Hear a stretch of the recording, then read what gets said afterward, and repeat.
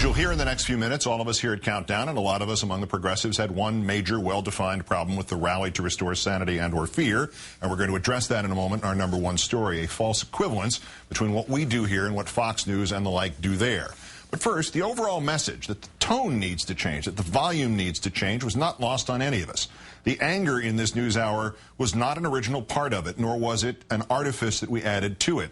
It was a response to a threat to this democracy posed by Mr. Bush and now by his lineal descendants. The anger happened. It will still happen. It is not for ratings, and it is not get angry first and find a reason later.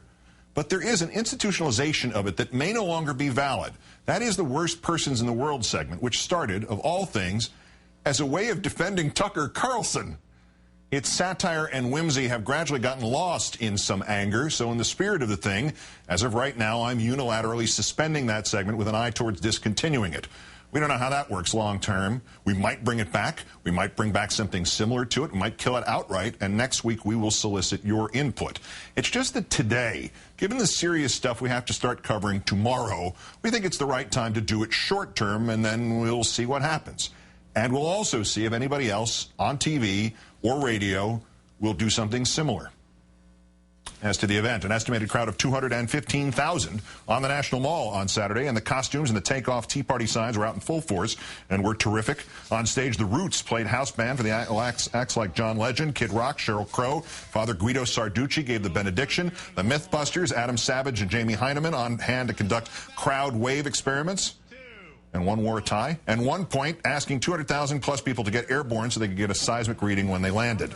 Eventually, Colbert and Stewart paired on stage for their sanity versus fear battle royale in a debate setting. Mr. Stewart called out basketball legend Kareem Abdul-Jabbar. It's like an inventory of all my friends were at this thing to prove to Colbert there are not Muslims, but rather people who are Muslim.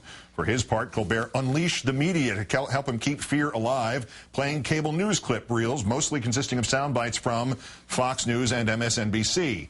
The point to demonstrate the left and right going back and forth at one another, sowing fear and division. You see my face in there. I had called Brian Kilmeade of Fox News an un-American bastard after he had said all Muslims are terrorists. John Oliver, as Peter Pan, came out and helped Mr. Stewart slay the fear-fronting Colbert. And then Jon Stewart announced he was getting sincere about the real problem. The country's 24-hour Politico pundit perpetual panic conflictinator did not cause our problems, but its existence makes solving them that much harder. Why would you work with Marxists actively subverting our Constitution, or racists and homophobes who see no one's humanity but their own? We hear every damn day about how fragile our country is, on the brink of catastrophe, torn by polarizing hate, and how it's a shame that we can't work together to get things done. But the truth is, we do. We work together to get things done every damn day. The only place we don't is here or on cable TV. Embedded in that message is an equivocation of the right-wing cable news network, Fox, and the one that's on the left, this one, as if we're each equidistant from sanity, each equally to blame for the division Stewart talks about.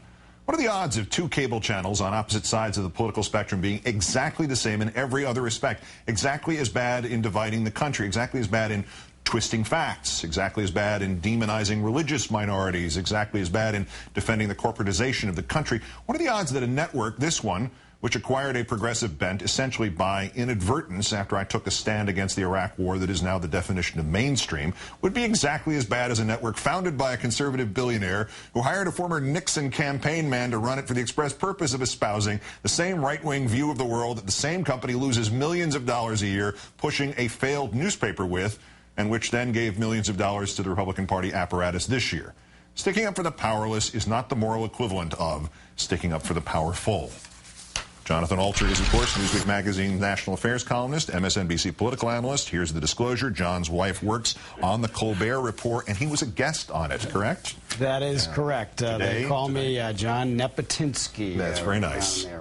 Put a fresh set of eyes on this for me.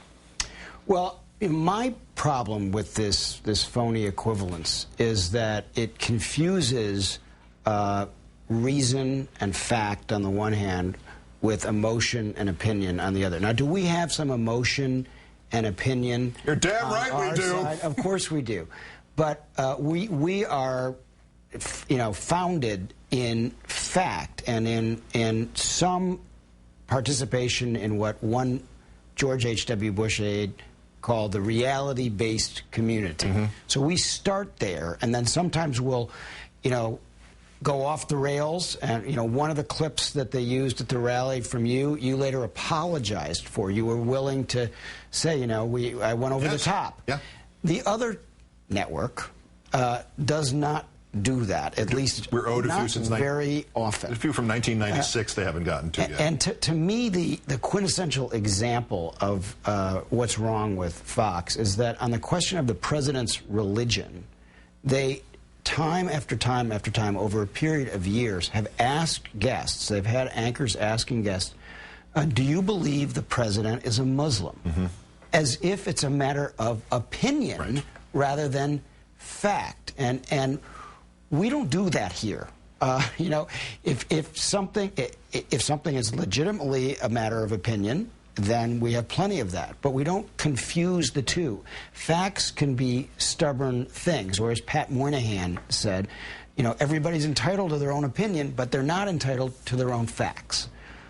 Why the assumption, and I know to some degree I'm arguing against this by what I did with Worst Persons, but why the assumption that if the good guys stand down, the bullies will too? I never found that to work with actual bullies on the playground. I haven't found it to work in this equation either. Well, that's the problem. I mean, politics is a contact sport, and I don't think that Jon Stewart has to embrace every eye gouge at the line of scrimmage. But I think he's in a little bit of a tricky position where he gets to take shots in his show, and if they're funny, which they almost always are, I don't agree with you that he jumped the shark. I think he's still very funny. But that's okay.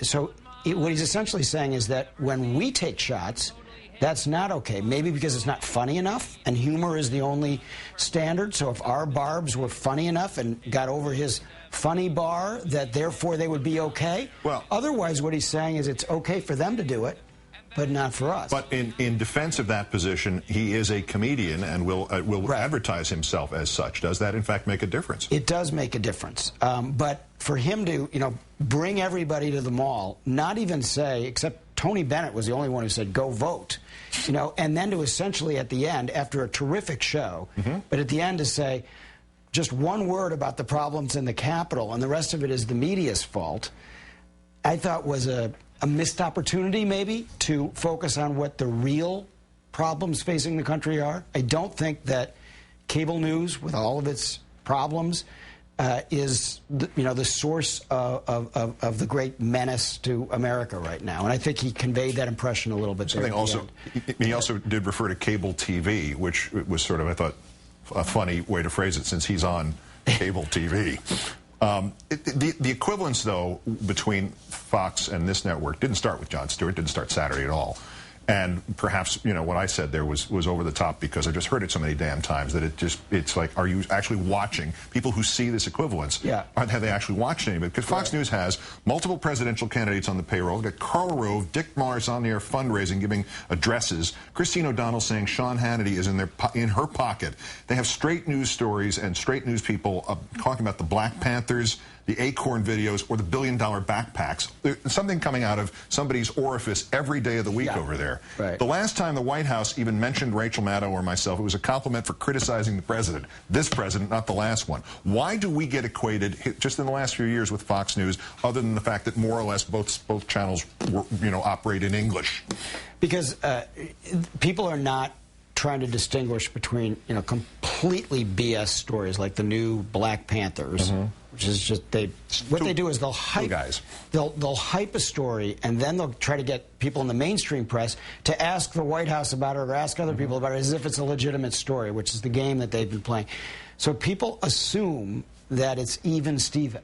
And it's much easier as a media frame to say, oh, it's Fox on the right, MSNBC on the left, and CNN in the boring middle. That's a much, much tidier way of getting your hands around a cable news story than to make the difficult distinctions about who's telling the truth in a particular circumstance and who's not. That's hard, but that's what journalism's supposed to be about, you know, is making those kinds of distinctions. And I think that we, for all of our faults at MSNBC, we do try much harder to put journalism first than opinionizing second. They put political axe grinding and advancing the Republican Party agenda first, and journalism a distant second. Jonathan Alter of Newsweek and MSNBC, thank you kindly. Thanks, Keith.